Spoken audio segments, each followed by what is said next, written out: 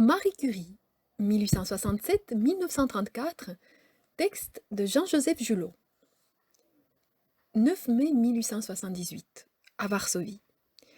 La famille Zlodowska s'enfonce dans la douleur. La petite Zosia a été emportée 2 ans plus tôt par le typhus. Voilà maintenant que sa mère s'étend, victime de la tuberculose.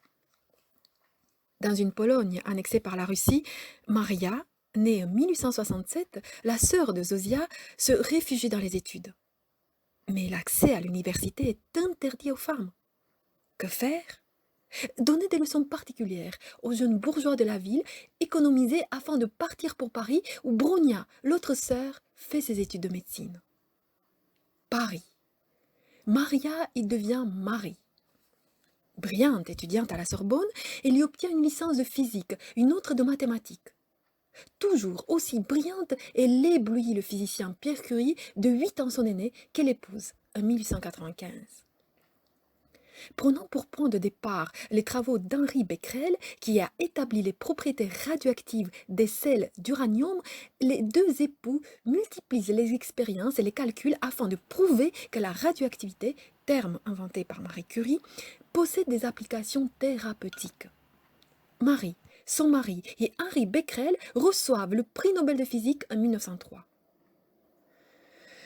3 ans plus tard, Pierre Curie meurt accidentellement, renversé par une voiture à chevaux, rue Dauphine à Paris. Marie, qui élève désormais seule ses 2 filles, reprend à la Sorbonne le cours de Pierre. Elle devient ainsi la première femme enseignante dans la prestigieuse université. En 1911, refusée à l'Académie des sciences où on n'imagine pas qu'une femme puisse siéger, Marie reçoit à Stockholm le prix Nobel de chimie. Pendant la Grande Guerre, elle met au point les petites curies, voitures de matériel radiologique qui servent à repérer dans les chairs balles et éclats d'obus. Épuisée par son travail et par les attaques répétées d'une presse extrémiste, xénophobe, sexiste et antisémite, elle meurt le 4 juillet 1934 à Sasselmoos, en Haute-Savoie.